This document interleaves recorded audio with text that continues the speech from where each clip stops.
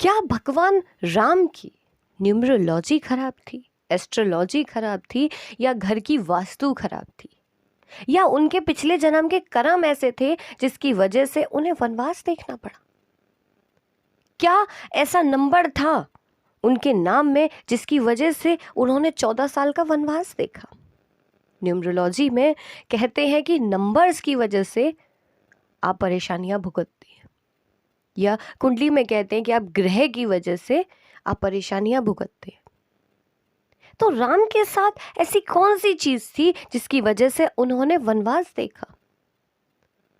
वो राजा राम जो इतने बड़े राजा के बेटे हैं, क्यों उन्हें सब कुछ छोड़कर वन में जाना पड़ा? ये तो विधि का विधान था ना कि राम का जन्म होगा, राम राजा दशरथ के घर जन्म लेंगे और एक दिन राजा दशरथ राम को वन भेजेंगे। ये तो पहले से ही लिखा हुआ था। विधि के विधान को तो कोई नहीं बदल सकता ना। स्वयं नारायण, राम विष्णु का अवतार है, नारायण का अवतार है, वो भी विधि के विधान को नहीं बदल पाए। वो लिखा था, वो होना था। भगवान राम के कोई पिछले जन्म के कर्म थोड़ा नहीं खराब थे जिसकी वजह से उन्होंने वनवास देखा, जिसकी वजह से उनके पिता ने उन्हें वनवास जाने का आदेश दे दिया, वचन दे दिया। ये तो होना था ना। सबको मालूम था कि राम कोई मनुष्य नहीं है, स्वयं भगवान विष्णु है। क्यों राजा दशरथ ने राम को वनवास दे दिया और खुद प्राण त्याग दिए? ये तो होना था। ये विधि का विधान था, ये लिखा हुआ था कि ऐसा होगा, फिर ऐसा होगा, फिर ऐसा होता जाएगा। ये पूरी प्लानिंग पहले से ही थी।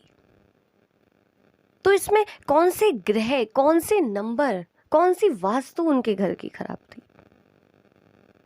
आज जो लोग सोचते हैं ना कि हमारे साथ ऐसा हो रहा है इस वजह से, ऐसा हो रहा है इस वजह से, इंसान कैसे सोच सकता है?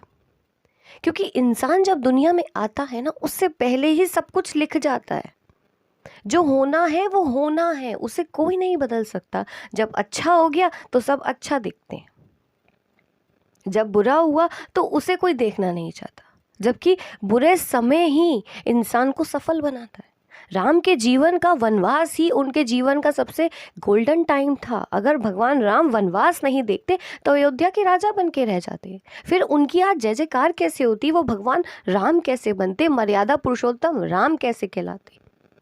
अपना सब कुछ छोड़कर वन जाते हैं, वन में साधारण जीवन जीते हैं, इतना संघर्ष देखते हैं। इसीलिए तो वो हमारे भगवान राम बनते हैं, इसीलिए तो वो आज हमारी इंस्पिरेशन है। तो लिखे को कोई नहीं बदल सकता, जो लिखा है उसे कोई नहीं बदल सकता। सीता जी का राम जी से विवाह हुआ, बड़े बड़े विद्वान ज्ञानी थे, कुंडली बहुत अच्छी मिली थी, पर किसी ने नहीं बताया था कि आपकी पुत्री सीता जो इतने बड़े राजा की बेटी है, राजा के घर ब्याह के आ रही है, उन्हें अपने जीवन में वनवास देखना पड़ेगा। ये विधि का विधान था कि सीता की शादी राम से होगी और एक दिन उन्हें वनवास जाना होगा और वन में रावण उनका हरण करेगा और राम सीता को बचाने के लिए रावण का वध करेंगे।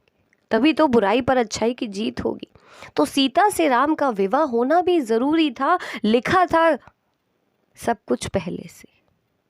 तो जो लिखा है उसे कोई नहीं बदल सकता, विधि के विधान को कोई नहीं बदल सकता। मैं एस्ट्रोलॉजी को गलत नहीं कहती, मैं न्यूमरोलॉजी को गलत नहीं कहती, मैं वास्तु को गलत नहीं कहती, पर इन सब के मालिक जो हैं भगवान हैं। इन सब को बनाने वाले तो भगवान ही हैं। कुंडली में जो ग्रह हैं वो क्या है? कोई ग्रह क्या करेगा जब आपके साथ स्वयं भगवान राम है? कोई भी आपको नहीं बचा सकता अगर आपकी मृत्यु लिखी हुई है। भगवान राम तो खुद इस सृष्टि के मालिक हैं, रचयिता हैं। वो क्यों नहीं अपने जीवन से वनवास को हटा पाए? नहीं हटा सकते थे, वो विधि का विधान था, नियति को यही मंजूर था कि वो वनवास जाए। सीता जी इतने बड़े राजा की बेटी होकर क्यों अयोध्या नहीं रुकी, क्यों जनकपुरी में नहीं रही? क्योंकि उन्हें राम के साथ जाना था, ये लिखा था। अगर वो जाती नहीं तो रावण का कभी भी वध नहीं होता। हर चीज के पीछे कोई ना कोई रीजन है, कोई वजह है, कोई लॉजिक है, क्योंकि भगवान ने जो आपको जीवन दिया है उसके पीछे भी कोई वजह है। भगवान ने जब आपको भेजा है ना, तो उससे पहले आपका पूरा सब कुछ लिख दिया है कि कब आपके साथ क्या होना है, कब आपको किससे मिलना है, कब आपको बुरा समय, कब आपको अच्छा समय देखना है।